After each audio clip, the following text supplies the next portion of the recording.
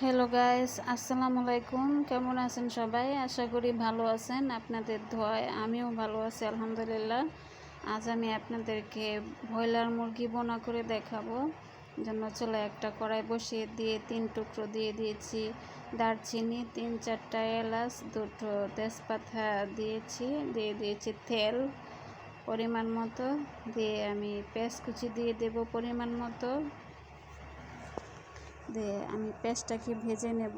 আর এইভাবে ব্রয়লার মুরগিটা ভুনা করলে খুবই স্বাদ হয়, আর ব্রয়লার মুরগির যে একটা গন্ধ থাকে সেটা থাকে না।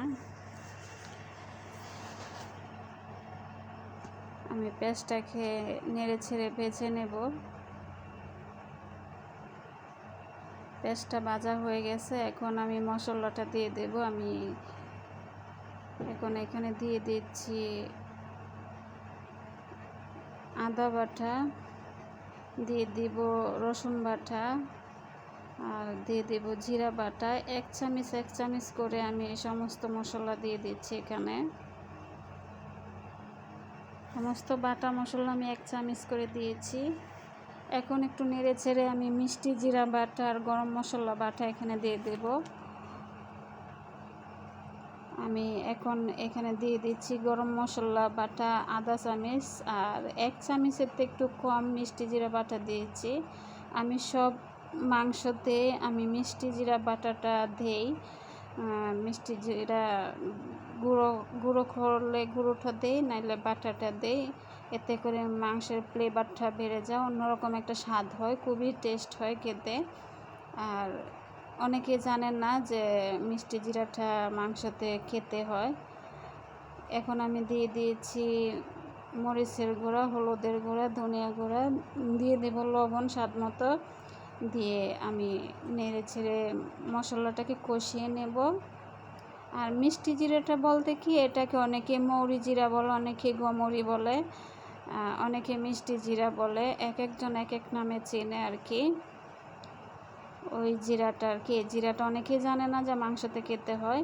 আসলে মাংসতে এই মশলাটা দিলে মাংসর ফ্লেভারই অন্যরকম হয়ে যায়, খুবই স্বাদ হয়। আমি সব মাংসতেই দিই। মশলাটা আমার অনেক ভালো করে কষানো হয়ে গেছে, এখন আমি মাংসগুলো দিয়ে দিচ্ছি। আর সব গরম মশলাতেই কিন্তু মিষ্টি জিরাটা থাকে।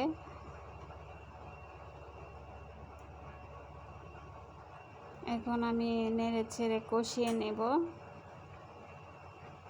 আমি খুব সুন্দর করে মাংসটাকে কষিয়ে নেব। এখন ঢাকনা দিয়ে ঢেকে দেব।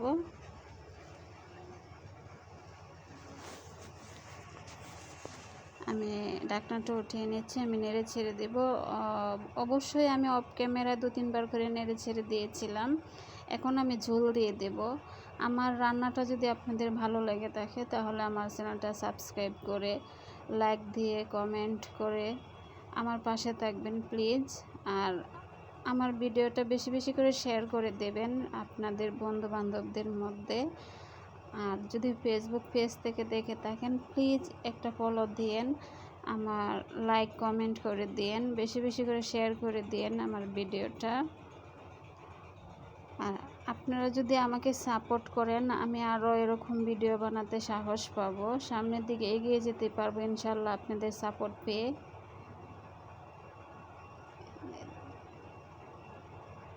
এই যে রান্নাটা আমার প্রায় হয়ে গেছে, বেশিরভাগই হয়ে গেছে। এখন আমি এখানে দিয়ে দেবো 3-4টা কাঁচামরিচ, মাঝখান থেকে ভেঙে দিয়ে দেব। আর এটা যে ব্রয়লার মুরগি, মানে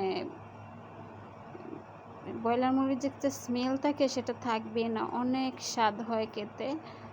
আমি আরেকটুখানি ঢাকনা দিয়ে ঢেকে রান্নাটা করে নেব। এখন রান্না করে নিয়েছি 5 মিনিটের মতো। এখন আবার আমি দেখে নিচ্ছি। এখন এই পর্যায়ে আমি গরম মশলা গুঁড়া দিয়ে দেব। আমি বাটা গরম মশলাও দিয়েছি, গুঁড়া মশলাটাও দেব, গুঁড়া গরম মশলাটাও দেব।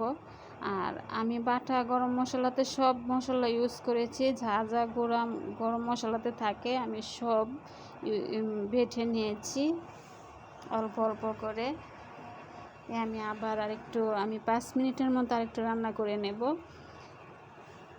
আপনারা যারা আমার এই ভিডিওটা মূল্যবান সময় দিয়ে দেখছেন, আপনাদের সকলকে অনেক অনেক ধন্যবাদ।